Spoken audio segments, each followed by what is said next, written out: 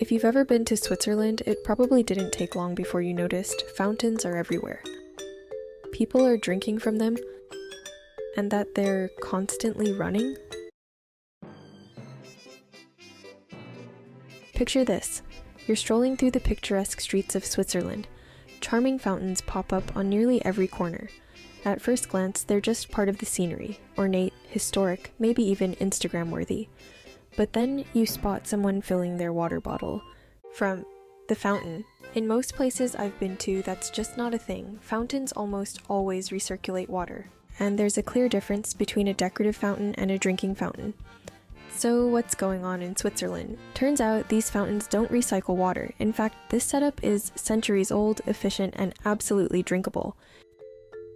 Back in the day, early Swiss settlers depended on lake water. Not ideal as surface water was filthy and disease-ridden. So they dug wells and cisterns to tap into cleaner groundwater. Better, but as towns grew, these too became contaminated, leading to outbreaks of nasty diseases like typhoid and cholera. Then the Romans rolled in, bringing with them their engineering marvels, namely aqueducts that channeled spring water into towns via public fountains. That's why you see fountains all over Rome too. They're called Missoni. But back to Switzerland. Swiss towns adopted these gravity-fed systems, letting mountain spring water flow downhill to fountains. No pumps, no electricity, just gravity doing its thing. Until the 19th century, these fountains were the main sources of drinking water as private household water was rare. It wasn't until the late 19th century that the larger Swiss cities began establishing central water systems of pressurized iron pipes. Fast forward to today, and Switzerland has modern reservoirs, pumps, and treatment facilities, but those old gravity-fed systems, they're not obsolete. Most of the fountains in Zurich's Old Town, as well as over 80 emergency water fountains around the city, are still fed by the gravity spring network. This means that even during power outages, certain fountains keep flowing, providing a reliable emergency water source. The emergency fountains can be connected to hoses as well in case of a fire. But whether water comes from springs, groundwater, or lakes, or whether it comes via the modern supply or the traditional supply, all fountains are managed by local water suppliers who rigorously monitor water quality. Unlike in the US, where water is heavily chlorinated, Swiss water is typically sanitized using UV light or ozone, resulting in fresh, pure, drinkable water straight from the fountain. Unless marked otherwise, Swiss fountain water is safe to drink. Even fountains labeled as non-potable probably have high-quality water. It's often just a matter of costly certification and avoiding liability rather than actual contamination. So now for my question. If you're from a drought-prone place like California, constantly running fountains might feel like an environmental faux pas. But here's why they flow non-stop. The steady flow keeps the water fresh and prevents stagnation, which can breed bacteria. When Rome experimented with knobs on their fountains in the 1980s, the water started tasting funky, especially in summer heat.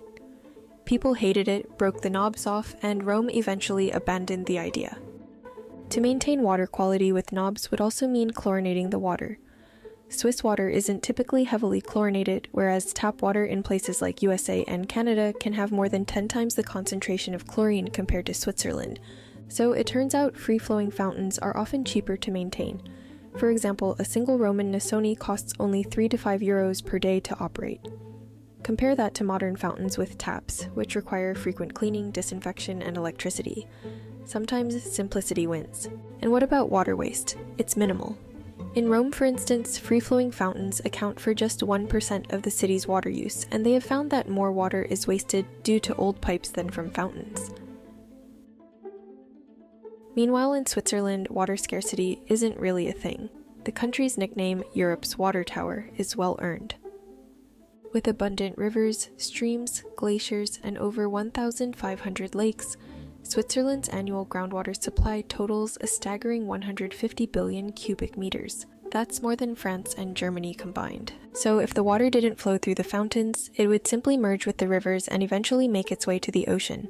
The water isn't being wasted in Switzerland, at least not yet. They still consider it to be sustainable as fountains also help reduce single-use plastic. 1 liter of Swiss tap water generates just half a gram of CO2 during extraction and distribution compared to 100 to 300 grams for bottled water. In Lucerne, drinking tap water is 1,000 times more eco-friendly than branded bottled water. Some countries treat clean water as more than just a utility and invest in making it accessible to everyone.